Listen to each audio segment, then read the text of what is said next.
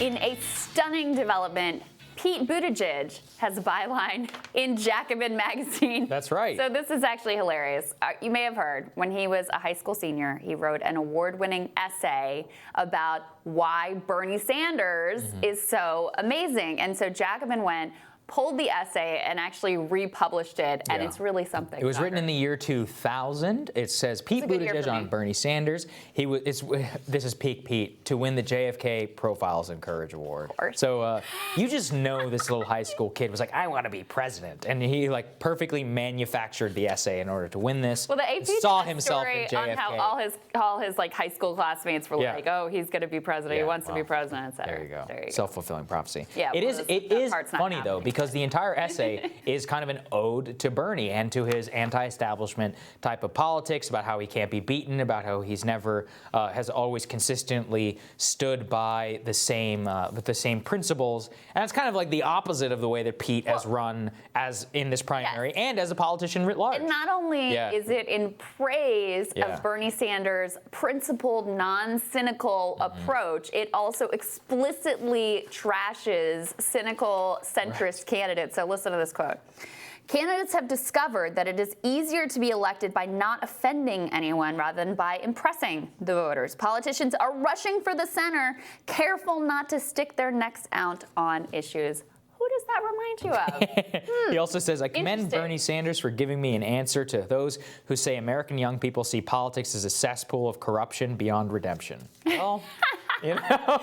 Here's my favorite one, though. It says, cynical candidates have developed an ability to outgrow their convictions in order to win power. Just wonder if Pete outgrew his convictions. Yeah, I mean, the whole thing, it's so fun. He's just like Barack Obama. You know, he has a memoir. Obama wrote his memoir famously before except for that one. But I mean, Obama clearly, you know, thought of himself as a great man of history, even when he was this community organizer, and spent all of his time at University of Chicago writing his own memoirs, basically preemptive oppo for whenever he did run for office. But in both of their cases, they globbed onto left-wing kind of organization politics and wrapped themselves in that cloak really as an avenue in order to get power. They wanted to be that kind of outsider politician, you know, cloak themselves in this activism. And then really the moment they got themselves on power and on money in particular, they completely just left it all away. Yeah, I mean, look.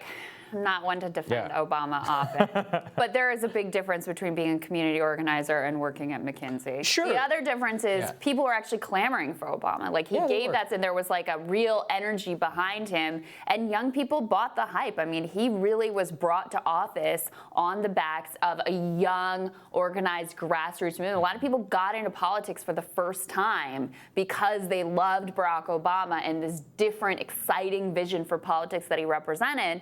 And then, of course, he gets there, says, thank you very much, I'll take it from here, brings in the same Wall Street people. And I think with Pete from the beginning, first of all, people aren't going to be duped again. No, they're not. They saw that model, they saw what happened, and so the fact that he's there collecting all the billionaire checks, doing all the high-dollar fundraisers, while speaking the language and mouthing the words of change and hope and optimism, et cetera, you know exactly what you're going to get from the jump, you know, Bernie Sanders' high school essay notwithstanding. I don't understand how Pete could have these politics and these convictions, I forgive him for going to work for McKinsey. Maybe that's controversial here, because I kind of fell in the same trap. It's like you go to these schools and they tell you that that's the way that you're going to make money. But the thing is he went to McKinsey and he's not denouncing that system. I think about all of the smart people that I went to school with that I saw like such great potential in, who work in private equity, who work in Wall Street, and who work in consulting. They basically have used all of their intellect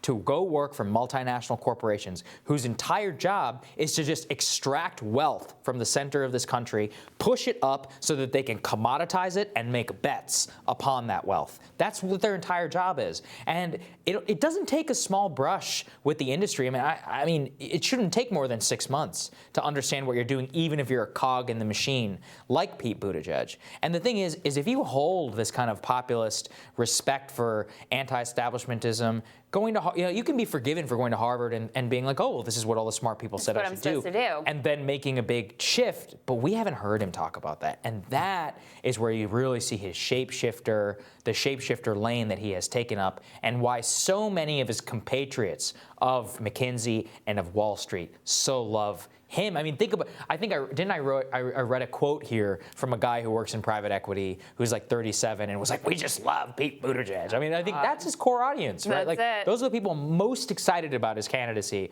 And you should always think about who are the people who are most excited about you. For Bernie, it's like a Walmart worker and it's a teacher. For Elizabeth Warren, it's like a librarian professor. And for Pete Buttigieg, it's the private equity industry. That's not a good thing. It's the ruling class. And it's almost worse because when he came into being mayor of South Bend, you look at the language that he used. Like, he brought in all this McKinsey speak. Yeah. Like, you could just take a city or country and, crunch the numbers and come up with an amoral, efficiency maximizing solution. It's technocracy. It's technocracy. Right. I mean, that's really what he represents. And, there is an audience for it. It's mostly an elite audience. It's mostly an older audience that likes the idea of a young person, likes the idea of generational change, but they don't actually like the ideas that the younger generation wants to see enacted and put into place. So anyway, the essay is hilarious. It's a great troll. You should read it. Jackman. Great Jacobin troll. We'll have more for you after this.